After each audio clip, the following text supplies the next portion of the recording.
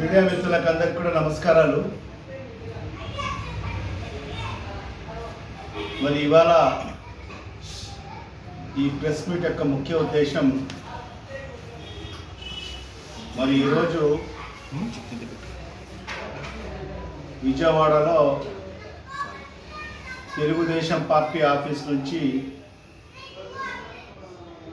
మాజీ శాసన మండలి చైర్మన్ అయిన మరి అదేవిధంగా ప్రస్తుత ప్రభుత్వ సలహాదారులైన షరీఫ్ గారు ప్రెస్ మీడియాను ఉద్దేశిస్తూ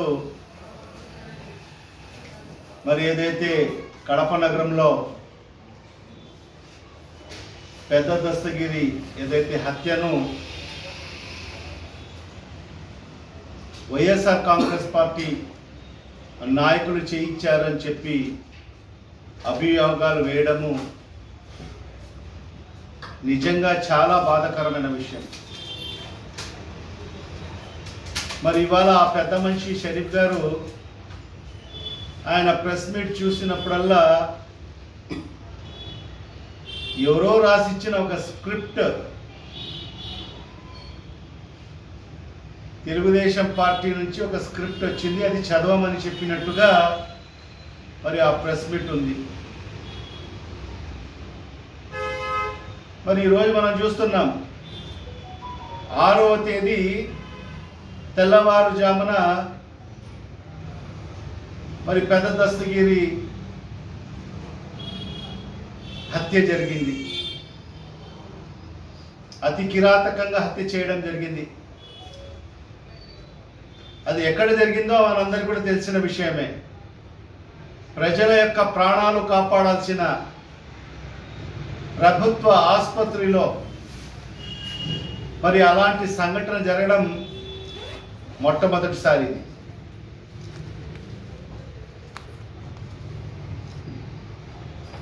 మరి ఇవాళ మొన్ననే మనం ప్రెస్ మీట్ పెట్టి కూడా చెప్పడం జరిగింది. దస్తగిరి అనే వ్యక్తి వైఎస్ఆర్ కాంగ్రెస్ పార్టీ సానుభూతి పరుడు, వైఎస్ఆర్ కాంగ్రెస్ పార్టీ కార్యకర్త.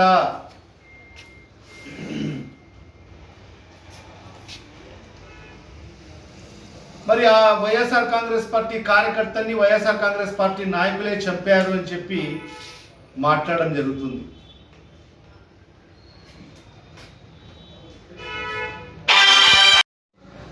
ఎందుకంటే తెలుగుదేశం ప్రభుత్వం అధికారులు ఉన్నప్పుడు మనం చూశాం,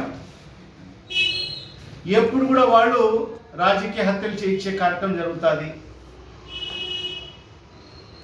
రాజకీయ హత్య చేసి మరి ఇతర నిందలు వేసే కార్యక్రమం మరి తెలుగుదేశం పార్టీకి. మరి ఆయన పెద్ద మనిషి మన ఏదైతే షరీఫ్ గారు మాట్లాడుతూ కడపలో అంట ఒక ఎక్కడో కేసీ కెనాల్కు సంబంధించి ఏదో సర్వే నంబర్ 492లో ప్రభుత్వ భూమిని ఆక్రమించుకొని మరి ఆ దస్తగిరి ఒక వెంచర్ వేశాడంట. మరి ఆ వెంచర్లో రవీంద్రనాథ్ రెడ్డి గారు ఏదో కట్టడాలు చేశారు అని చెప్పి ఆయనకు నేను చూశాను, ఆ వీడియో అంతా కూడా చూశాను. ఎందుకు మీరు చర్యలు చేపట్టలేకపోయారు? ఈ రాష్ట్ర ప్రజలకు సమాధానం చెప్పాలి.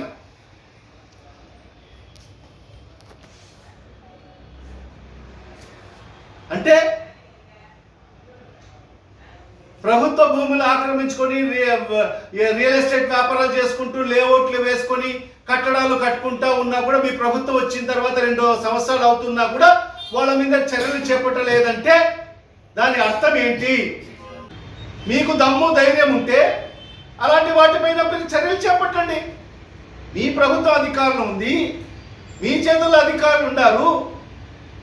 మరి ఈరోజు నిస్సిగ్గుగా మరి ఈరోజు ప్రభుత్వ భూములని ఆక్రమించుకొని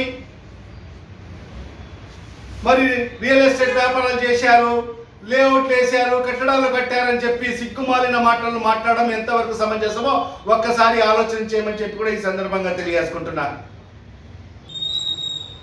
మరి ఆయన 30 ఏళ్ల నుంచి రియల్ ఎస్టేట్ వ్యాపారాలు ఉండాలని చెప్పి నిన్నే వాళ్ళ భార్య కూడా ప్రెస్ మీట్ పెట్టి చెప్పడం జరిగింది. ఎవరికైనా స్థలాలు కావాలంటే కొనిస్తాడు, ఎవరైనా స్థలాలు అమ్మించమంటే అమ్మిస్తాడు, కమిషన్ కోసం పనిచేస్తాడు.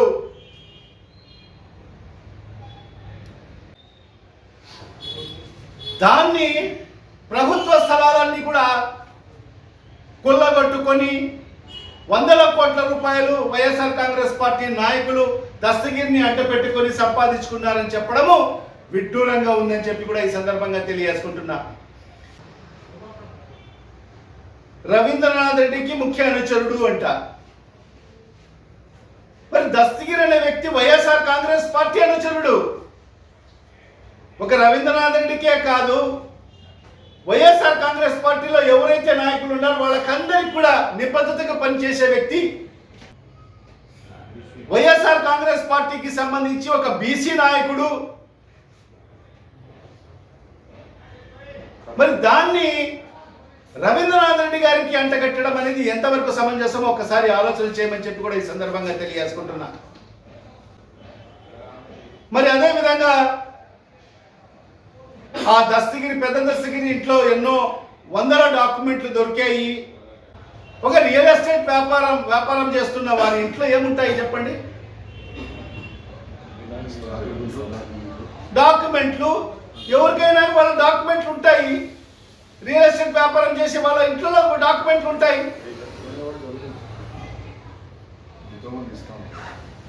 జిరాక్స్ డాక్యుమెంట్లు ఉంటాయి, అన్నీ ఉంటాయి. ఎందుకంటే వాళ్ళ స్థలాలు కొనుగోలు చేస్తూ ఉంటారు, అమ్ముతూ ఉంటారు. కాబట్టి అనేక మందికి సంబంధించిన డాక్యుమెంట్లు వాళ్ళ కాడ ఉంటాయి. ఎందుకంటే ఆయన బ్రోకరిజం చేస్తున్నారు కాబట్టి. మరి అలాంటిది డాక్యుమెంట్లు ఉన్నాయని చెప్పి ఒకరి మీదకు నెట్టడము, మరి ఇవాళ బినామీలు చెప్పడము. ఎవరైనా ఎక్కడైనా ఒక్కసారి ఆలోచన చేయండి. బినామీలు అంటే ఇప్పుడు చంద్రబాబు నాయుడు బినామీలు ఎంతమంది ఉన్నారు ఈ రాష్ట్రంలో?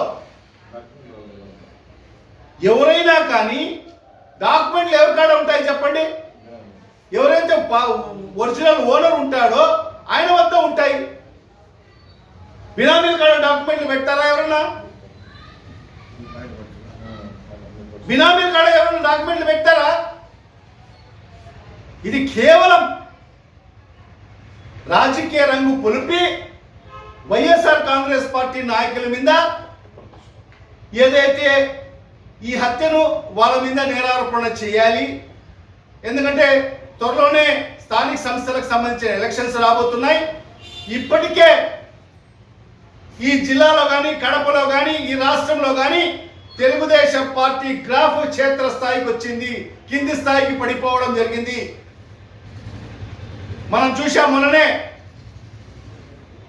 అన్నమయ్య జిల్లాకు సంబంధించిన ఒక మంత్రి, రాయచూటికి సంబంధించిన మంత్రి, ఆయన మాట్లాడుతూ మా పార్టీకి సంబంధించిన గ్రాఫ్ పూర్తిగా పడిపోయింది, మాకు పోటీ చేసేదానికి అభ్యర్థులు కూడా కరువయ్యారు, ఇవన్నీ కూడా గమనించుకోండి, అందరూ కూడా మనం కలిసికట్టుగా ఉండాలి, పోటీ చేసేదానికి కూడా ఎవరు ముందుకు రావడం లేదు అని ఆయన నోటి ద్వారా చెప్పడం జరిగింది. దానికి నిదర్శనం కూడా కడపలో చూడండి. ఈరోజు నేను పాత డివిజన్ల ప్రకారం చెప్తేనే 50 డివిజన్లు ఉన్నాయి, అది 66కు పెరగబోతున్నాయి. 50 డివిజన్లలో కూడా ఈరోజు తెలుగుదేశం పార్టీకి పోటీ చేసే అభ్యర్థులు 50 మంది చెప్పమనండి, లేరు. అందుకే ఈరోజు వైఎస్ఆర్ కాంగ్రెస్ పార్టీ కార్పొరేటర్లను బతిమలాడుకొని మళ్ళీ మేము కార్పొరేటర్లుగా చేసుకుంటాము, మీకు ఏమి ఖర్చు లేకుండా మేము గెలిపించుకుంటాము, ఎలక్షన్ లేకుండా మీకు యునానిమస్గా మేము గెలిపించుకుంటాము అని చెప్పి వాళ్ళకు పార్టీ కండువా కప్పి వాళ్ళ పార్టీలోకి ఆహ్వానిస్తున్నారు. ఏదో ఒక చిన్న సంఘటన, అది గంజాయికి సంబంధించిన 2 బ్యాచ్ల మధ్య జరిగిన గొడవ ఒక జాతరలో. మరి ఆ గొడవ కారణంగా మరి ఈ పెద్ద దస్తగిరి ఇంటి వద్ద కూడా గలాటకు రావడం జరిగింది. వాడు ఏదో అనుకొని, ఇక్కడ కూడా నేను చెప్తున్నా, ఇది పూర్తిగా ఈ ప్రభుత్వం యొక్క వైఫల్యం వల్లనే, పోలీస్ వైఫల్యం వల్లనే ఈ హత్య జరిగిందని చెప్పి కూడా కరాఖండిగా నేను చెప్పగలను. ఎందుకంటే 5వ తేదీ రాత్రి సుమారుగా 10 గంటల ప్రాంతంలో మరి ఆ అవతలకు సంబంధించిన ఎవరైతే చంపారో మరి ఆ బ్యాచ్ అంతా కూడా పెద్ద దస్తగిరి ఇంటి మీదకి దాడికి రావడం జరిగింది.